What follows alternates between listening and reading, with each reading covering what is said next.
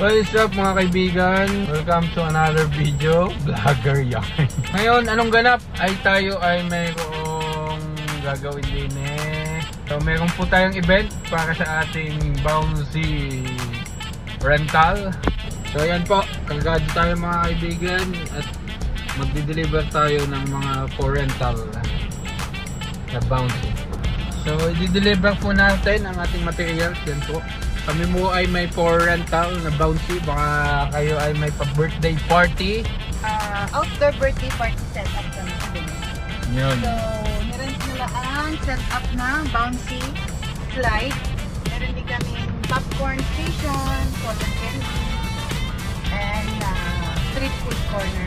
So ngayon ay papunta na kami mga kaibigan. Yes, punta na kami para mag-set up. Abangan nyo.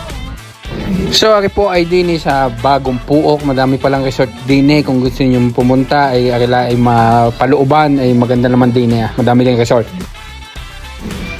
At ito na ang aming paglalagyan ng bouncy rentals. Ito po ang Casa Florencia. Napakaganda din ito mga pang Instagrammable.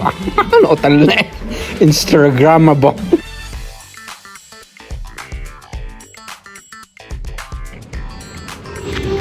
At as usual, tayo po maghahakot. Wala namang iba, kundi ako laang.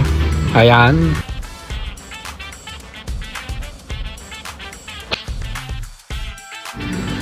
At sa pagkakataong are ay ito na, binubuo na namin ang latagan ng bouncy at baka mabutas. Hindi pa nababawi ang puhunan.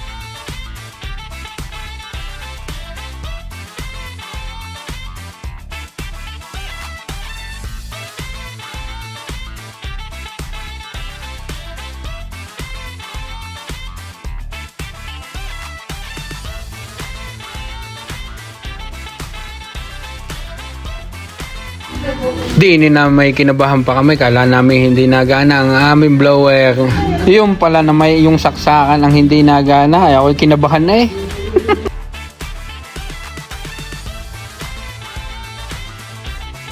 Ayaw, dumali na ang aming blower. Ay, ang kaganda ng aming ito. Ano?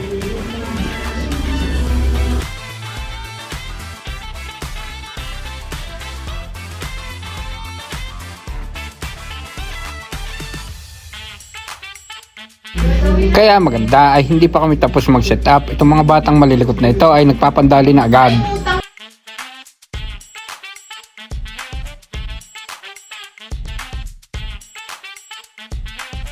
Testing pala ang yan ha. Ayan ha. Oh. Yan ha. Testing pala ang yan. Ay karibok na ang mga batang are.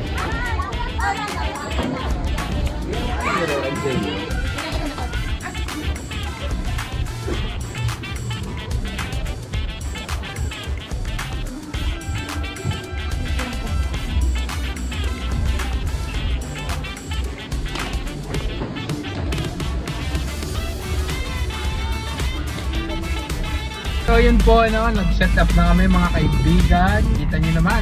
So yun pong mga may birthday parties. May food package din po kami mga kaibigan. Hindi lang po mga bouncy at Add-ons, popcorn machine, cotton candy, street food corner. So yung mga, meron kaming party hose din, balloon decor, at saka food package kung mga chicken with rice, o chicken meal with rice, or spaghetti. yung time check mga kaibigan ay alas 12. Yun po ang request ni client. So 12 to 4 ang kanilang oras. Mamaya babalik kami para naman po mag-stop. So naiwan na namin yung staff doon, yung attendant, para magbantay sa mga bata. So yun, kasali na yun sa package, may isang attendant na po magbabantay. Dahil sobrang likot ng mga bata. Grabe! Hindi pa kami tapos mag-set up ay napakalilikot na. Gano'n na kami. Nilusog namin ng mga things, hindi pa tapos. At saka hindi pa naman start ng time. So excited. So hanggang dito na lang mga kaibigan. Ang gustong magpabook ay mag-message lang sa akin o kaya may number kaming ilalagay dyan na pwede nyo kontakin, no? So sa susunod na lang na video mga kaibigan. Bye-bye!